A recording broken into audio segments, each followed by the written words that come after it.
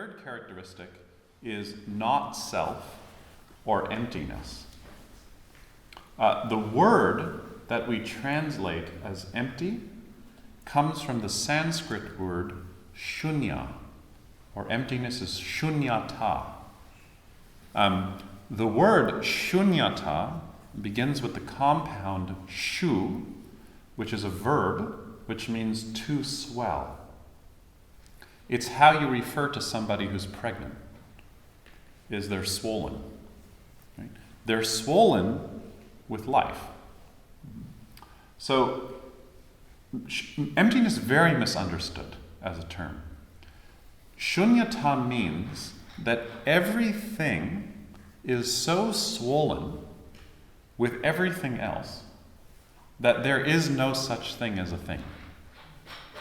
Do you understand what I mean by that? It's like when I inhale through my nose, at what point does the breath stop being air and become Michael? And does anybody want to put their finger up my nose and try and feel, right?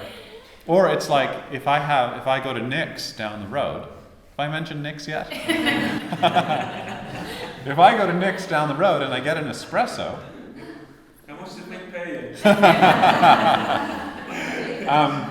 Yeah. At what point when I'm drinking the espresso does it stop becoming espresso and actually become my body?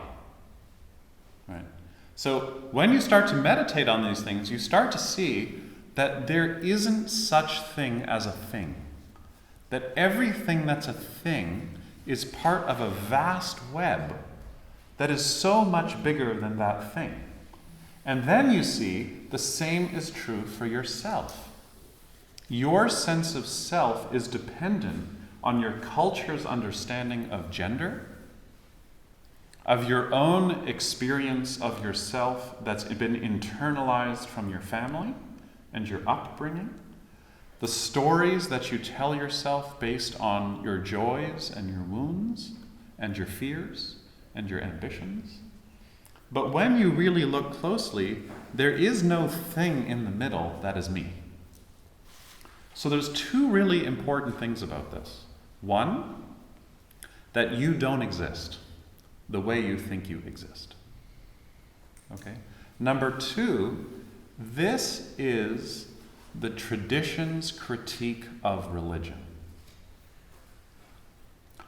The tradition's critique of the idea of a soul.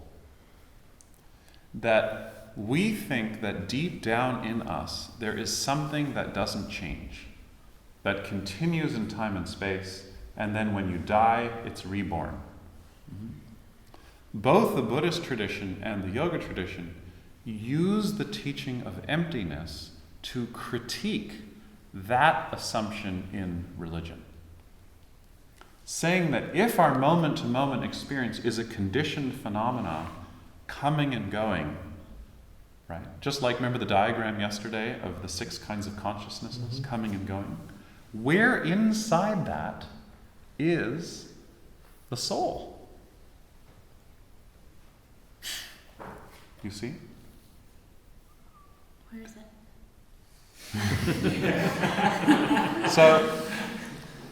So the Buddha called the teachings of emptiness not self, which has been misunderstood as no self or no soul.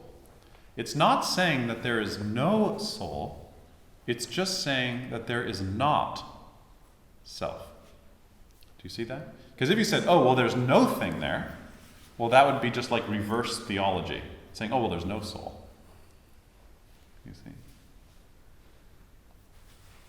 So when you have pain arise, you can see how the pain arises in conditions. The conditions change. But there's no thing in there that is the core of the pain. This is such a relief, I think. At first, it's kind of intellectual, like, what? I don't exist. So in Western philosophy, there are 2 words that help describe this. One is called ontology, and one is called epistemology. Or I also call it psychology. So psychologically, there is a sense of self. We have a story about us that we relate to and come back to, and it's healthy to feel a sense of self.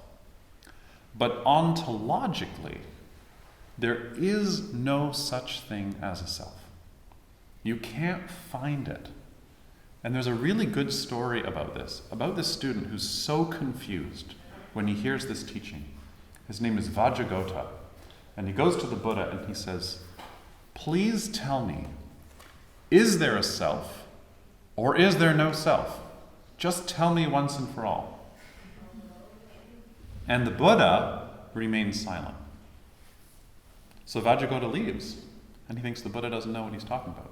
And the Buddha has this right-hand man, who is my favorite character in the Buddhist tradition, named Ananda. And I always like Ananda because he's the only person in the community who doesn't get enlightened in the Buddha's lifetime. And so Ananda starts feeling really bad that Vajragota left. Imagine if you're like the Buddha's right-hand guy and someone asks a question and then they leave. You'd start to feel, oh. So Vajragota goes after, or Ananda goes after Vajragota and says, "Vajragota, don't leave. The Buddha, he really does get it. Just pay closer attention." And so Vajragota says, "Okay, well, what did he mean?" And Ananda says, "I don't know." So Ananda goes back to the Buddha and says, "When Vajragota said, 'Is there a self or is there no self?' why didn't you answer?" And the Buddha says, "If I said that there is a self, it goes against my teaching. That all things are conditionally arising, right? Everything is interdependent. And if I said there is no self, then he would think that there is no self. But there is." Do you see what he's getting at? So that's why I like translating it as not self. That nothing is I, me, or mine. Nothing. No thing. And so the reason why it gets translated not as swollenness, but as empty, because what it's saying is that emptiness is a strategy that you use to see. It's a lens you use to see that there is no thing. Right? Something is empty. Empty of what? Empty of an inherent substantiality. So, those are the three characteristics. Dukkha, impermanence, and not self. And what interests me is, how do you build a life out of those teachings rather than creating a whole theology based on your past life, your future life, how the world was created, what's going to happen when you die?